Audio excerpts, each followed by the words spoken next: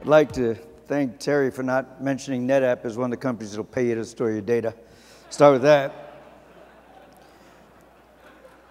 I'd like to step back from the mega thing for a second. So my name is Tom Mendoza. I've been with NetApp since they started the company. And one of the things that has helped us over the years, let me just give you a quick, why do people care we have to say. I'm very fortunate. I had the opportunity to come here to speak for the Marine Corps, spoken for the Mossad in Israel, a lot of interesting groups that know a lot about leadership, but still need to change and still seek to change. Interesting thing, I saw the hands go up on change. Virtually everybody in here has been in an organization that says we have to change, or you've driven change. We're going to have a change program. Is that true? According to John Kotter, who's worked with us for a long time, John's the #1 published Harvard Business School guy ever on change. 70% or more of all organizations that seek to change fail. Fail by their own report card. Did it work or not? No. That's a bad report card. You might even say, then why change? I mean, it's risky. Why would we even do it? Well, the fact of the matter is, if you don't take a risk, you just took a risk. You don't make a decision, you made a decision.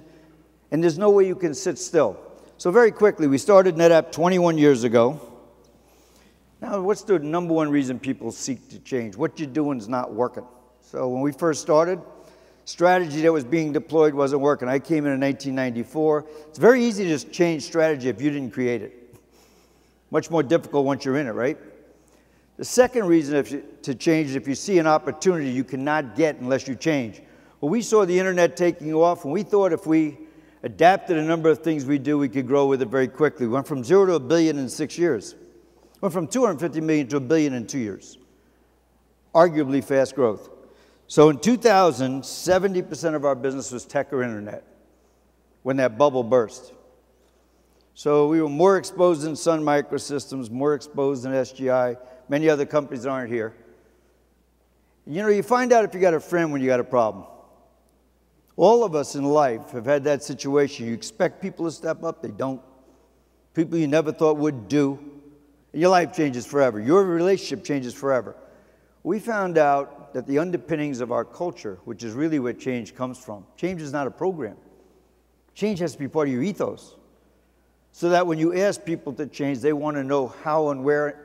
Not only that, it doesn't come from the top. It comes from all over your organization.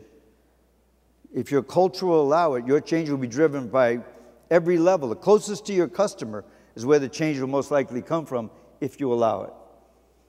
So in 2000, we survived the dot-com bubble, went from $1 billion down to 800 million. Took us 2 years to get back to $1 billion, 2 years to $2 billion. That's when we brought Mr. Kotter in. And we were winning. He said Southwest Airlines and NetApp are the only 2 companies that I've ever called him in when we were growing. And we instituted his 8 steps to change because we said we think we can do even better. We went from $2 to $6 billion in a 5-year period without acquisitions. This has not been a boom economy, 2006 to 2011. So something went fundamentally right. Better than that, in 2002, he entered the Great Places to Work survey. We entered it because we want to hear other people say how we do and not ourselves. We voted the #1 company to work for in America in 2009 by Fortune. We're in top 10 in over 20 countries. In the last 2 years, we've been #1 China, Japan, and France. Now try that as an American company. Just saying. Tough crowd over there. And last Friday, for the 4th year in a row, we voted the 3rd best company in the world to work for of all companies. So you have 2 different dynamics.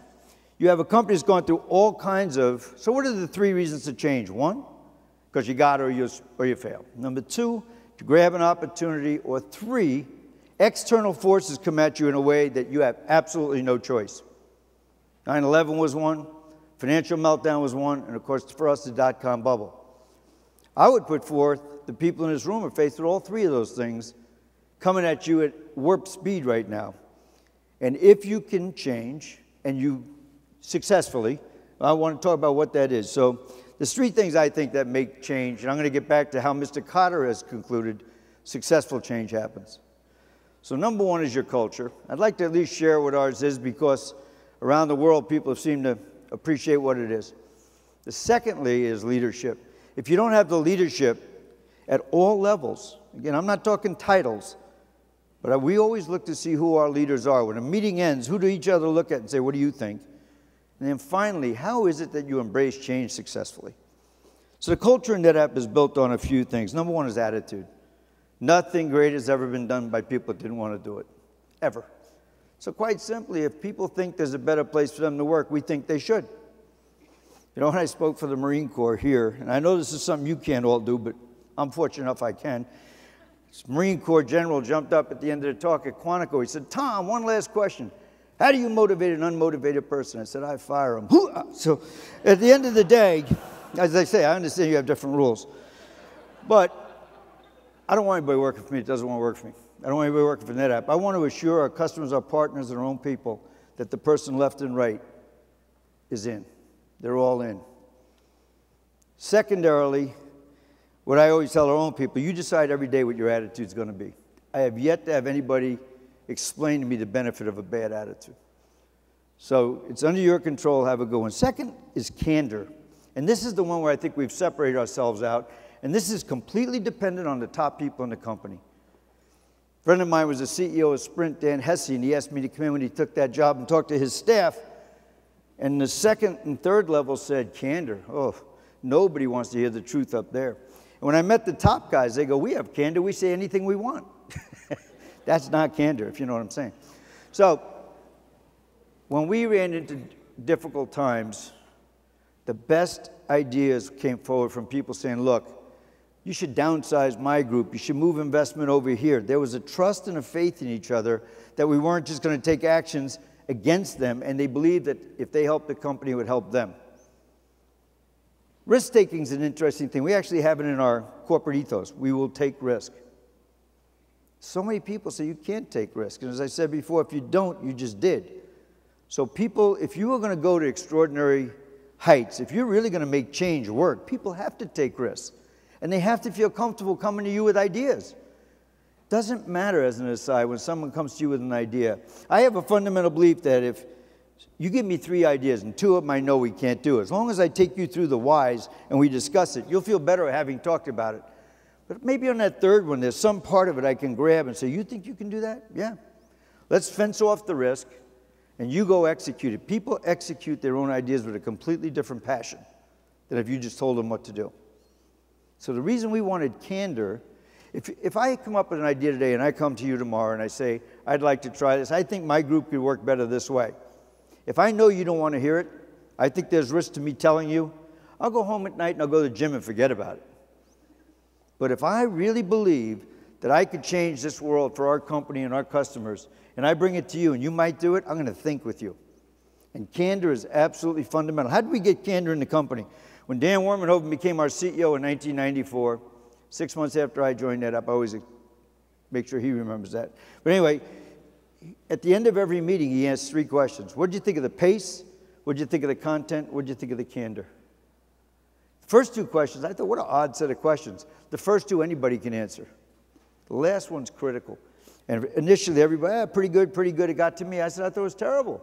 He said, you did? Why? I said, I've heard everybody say something different outside the room than they just said inside the room. He said, of course, we don't know each other. That can't remain true. We've got to be able to say the truth. The only rule we have a very hard line on is you cannot leave a meeting and then give your opinion. You got something to say, you say it. Doesn't matter whose title is what, but we have to get to, and then we make a decision and we execute that decision. Candor is fundamental to what's made us successful. And the third piece of our culture, I've always believed if you respect and appreciate people, they'll do absolutely anything. It's a simple thought. So I started a saying, catch someone doing something right, 20 years ago. Simply put, and I was president of NetApp for 9 years. I'm vice chairman now, so it's not like I wasn't busy, because I've had friends say, how do you find the time?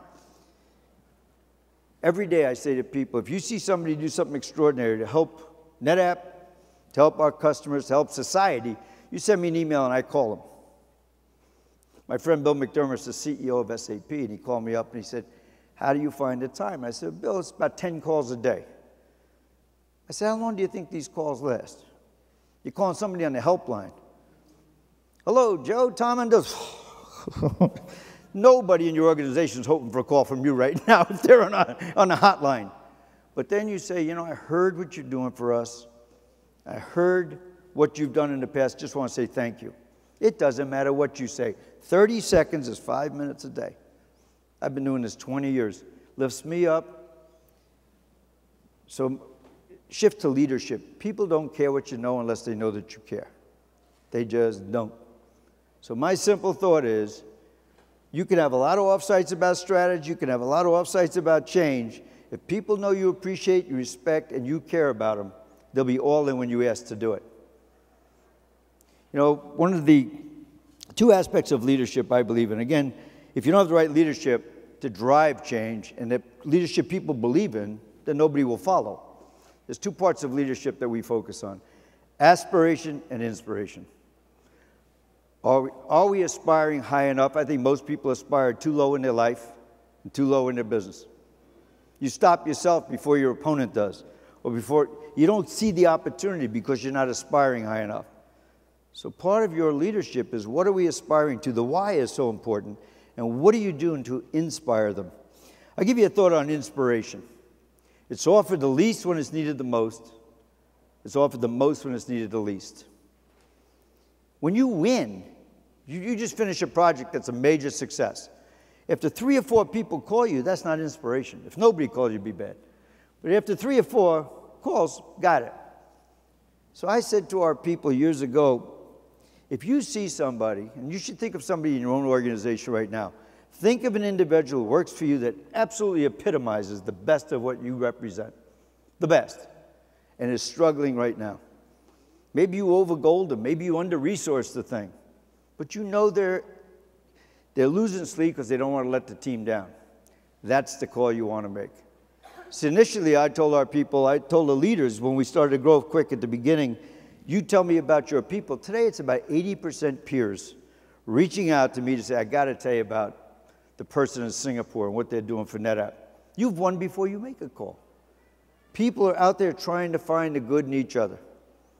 I'll tell you one thing about every great leader, in my opinion, in the world. I don't care what country, I don't care if it's federal, non-federal, doesn't matter. People come through for you not because they're afraid, not because they're intimidated, they just don't want to let you down. And you earn that. And you earn that by being in the trench with them. You earn them by, they know you wouldn't send them on a mission you wouldn't do. They know that if somebody had to lead it, you're stepping up because you have to lead it. Now let's get back to why change succeeds or fails. So I had a long talk with Mr. Carter, who's a curmudgeon. He's a funny guy. He still uses these things you draw on, you know, with an overhead projector. When was the last time you saw that? The guy's a Harvard professor.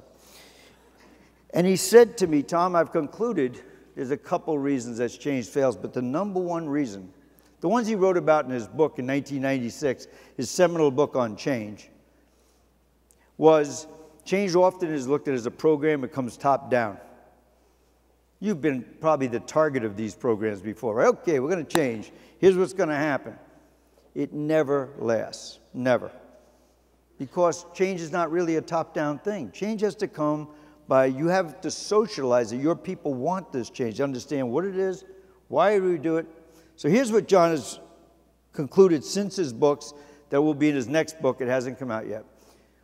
The number one reason that change fails is you cannot sustain a sense of urgency. How many times have you launched on change and you did it for a bit and it went away? All of us have been there. So why can't you sustain a sense of urgency? What is it? Most change is built around the burning platform. If you don't do this, we're dead. Well, that is not sustainable. And I've seen companies that drive change on burning platforms all the time. When I talk to their employees, it's constant. If every 6 months there's a new reason we're going to die if we don't change. Well, what's the alternative to that? Change around the big idea. And this is how we drive NetApp. What is the big idea? If I sacrifice, if I give of my time, talent, and family hours to you in this company, what is it that we're going to do that's special? People want to be part of something special. They want to believe that what they're doing in all these work hours is going to make an impact on them, their family, their society. There's a reason they work for you. People are very socially conscious that try and help the country.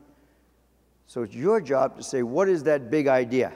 If we do this, so back in 2006 when we brought John in, our people initially were like, why would we be talking about change right now? We're growing faster than our competitors. Things seem to be going well. In our world, we saw virtualization coming. We wanted to grab that as an opportunity. It was owned by our biggest competitor. We took monstrous share. But we made some significant shifts of thought to say, if we do that, here's the opportunity, here's where the world's going to go. Terry's talking about cloud and mobile. You guys are faced with this in a big way.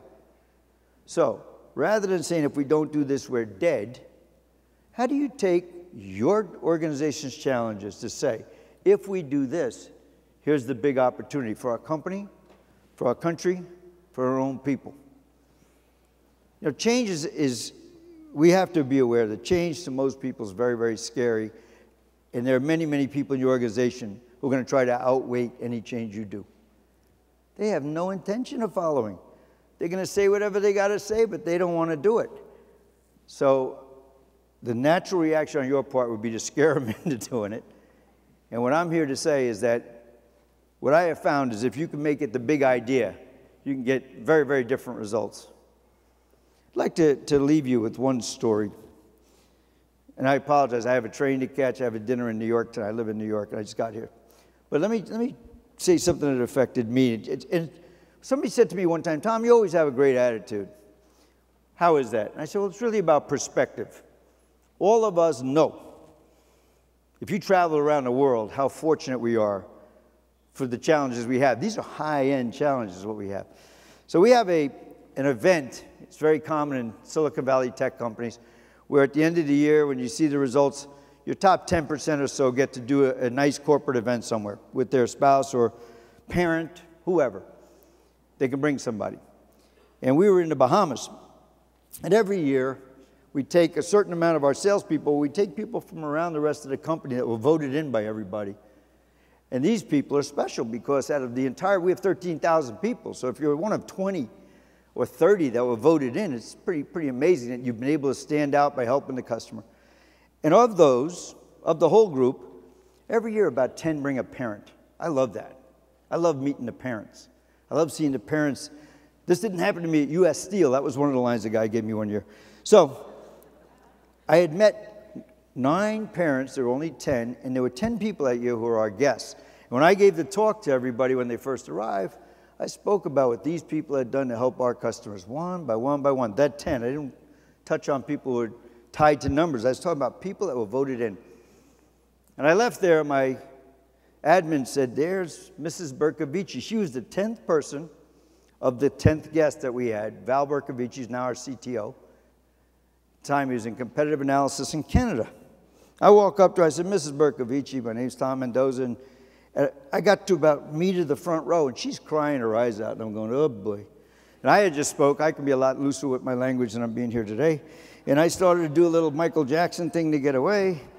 She turned, and I was screwed, so I came back, and I said, yeah. So I said, Mrs. Bercovici, I'm sorry for whatever I said. And she started talking to me, and she had broken English. She was from Russia.